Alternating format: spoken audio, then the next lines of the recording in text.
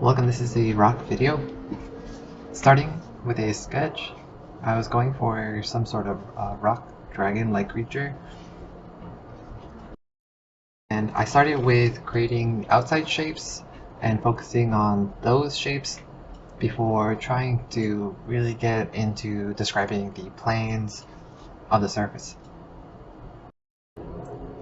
When doing that, you can make all the outside edges pretty hard angled, and later on we can adjust them and add some slight curvature to them so that they don't feel completely geometric. If you look at rocks, sometimes there's that organic, imperfect feeling to some of the edges, especially if they've been kind of broken or worn down. Having a lot of the planes described is going to make it easier as I get farther along. Something to keep in mind is, mostly there's going to be a plane that faces towards the left, a face that faces towards the right, and from there you can decide if you see more of the object from underneath and you see more of the bottom plane, or if you're looking down at it, then you're going to see the top side. If you're having trouble creating straight lines, remember you can hold down Shift and place your brush down on the canvas to have Photoshop connect your lines. It might also help to draw through your volumes to the other side so that you can make it easier to visualize your planes and what your forms are doing. This also helps with finding out which direction they're tilted towards.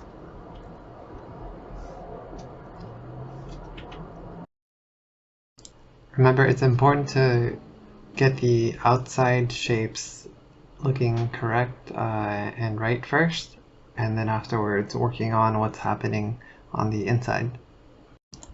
Because outside shapes and silhouettes are one of the first things that we kind of observe when we first see something.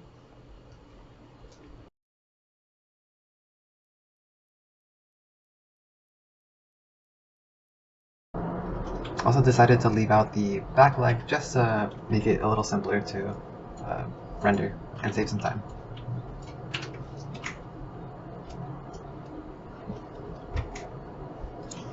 Now I'm cleaning out the outside of my line art so that I can use the magic wand tool, click outside of the drawing, and using shortcut key Control-Shift-I inverse selection, and then from here you can Alt Backspace to fill, but I will normally create a new layer underneath, and this layer will be a solid color layer, which is found at the bottom of the layers under adjustments layers, and I will then pick a color for the adjustment layer, like a dark or light gray, and then hit OK, and the mask will automatically be applied that I had as my selection. From here, the next steps are going to be to clip layers, and you can do this by holding down Alt key.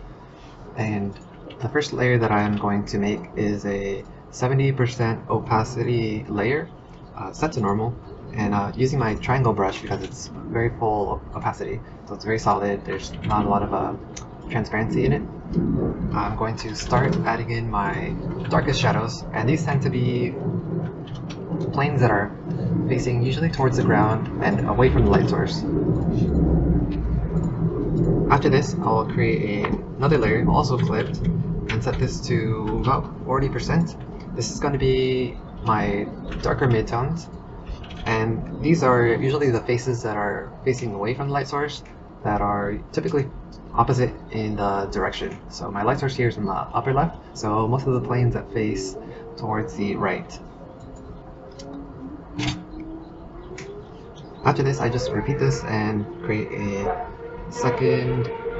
third opacity layer. This one's set to 20%, and same thing, I'm painting with black and adding in the subtle plane shifts, and after that I'll create one more at 10% to make it the most extreme subtle plane shifts. And also in some of the areas that were pretty flat and open with gray, I went over these areas to add some planes in there and break it up and help add a little bit of a organic randomness to them.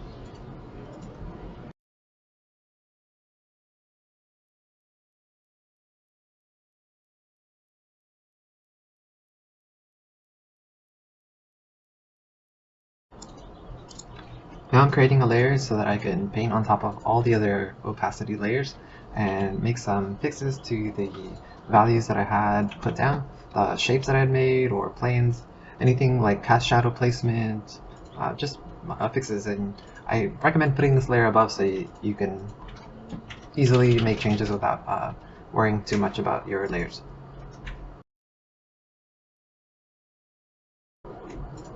This next step is optional. I took the mask that was at the very bottom of my layers and I created a group and just moved the mask over to the group just by dragging and drop it, and move the rest of my layers into the group so that any layers created inside of it would have the mask applied to it, meaning preventing me from painting outside. This is optional because you could just keep using clipping layers to do this next step. And this next step is to take a light gray and start to define the edges of the corners. And this is to give your rock surface a kind of a sharper look. Sometimes if they get pretty wide, you can think of it almost as a small sliver of a plane. I tend to make them shift from narrow to wider just for a little bit of variety in thick to thin shape.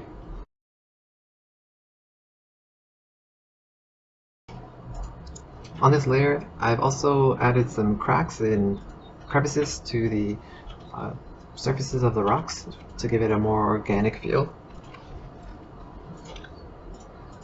And when I make a crack, I usually will have the plane divided in two in the middle, like if something sliced into it, and on the side that is facing away from the light source, that part will usually be dark.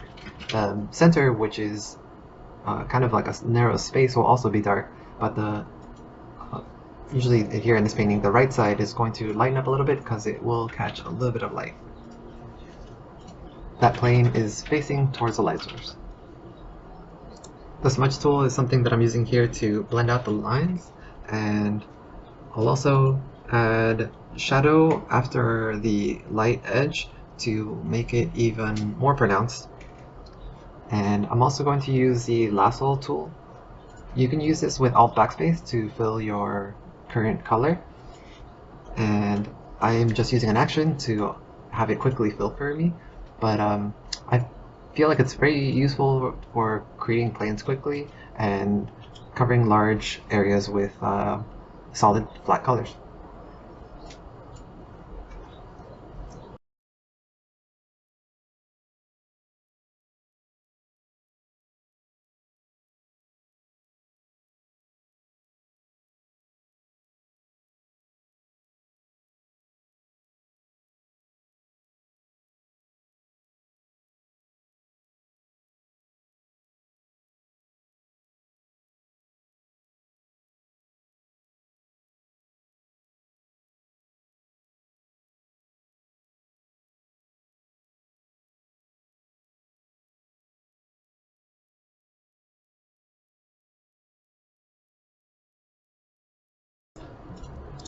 Next, I'm going to add a subtle gradient to lighten the bottom, and using the gradient tool, lift up some of the values there to hint at some atmospheric perspective.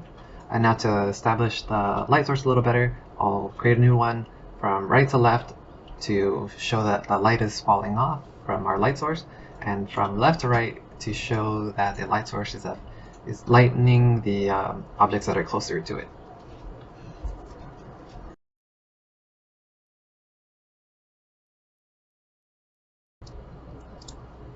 Next, I'm going to add a base color. So going down to the layers panel under adjustments, creating a solid color layer, choosing a kind of a mid-tone and setting this to hard light. Now solid color layers set to hard light can have a lot of strength to affect your values, making them darker and lighter. So just be mindful of that and choose values that are similar to what you've been working with if you don't want it to adjust it drastically.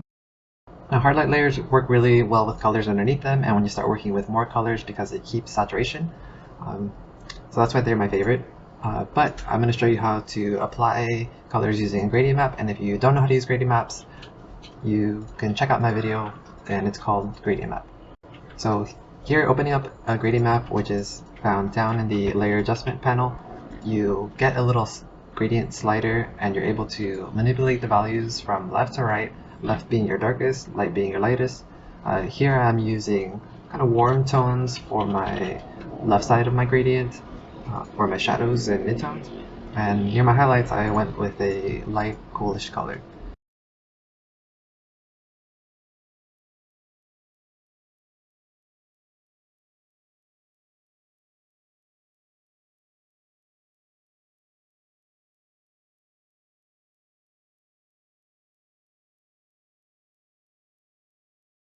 And I turned on the solid color layer set to highlight above, just to give it a slight tint towards that brown.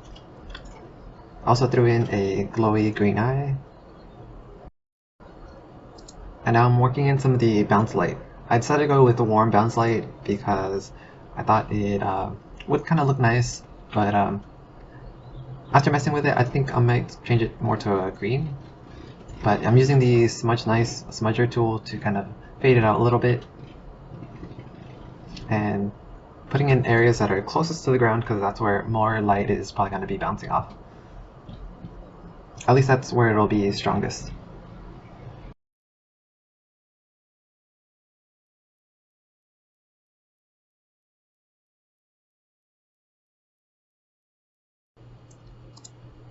And I'm deciding to go with a greenish bounce light here to kind of give an idea that this creature could live in this sort of green environment. And that about wraps everything up, so I hope you enjoyed this video and hope you have a good day.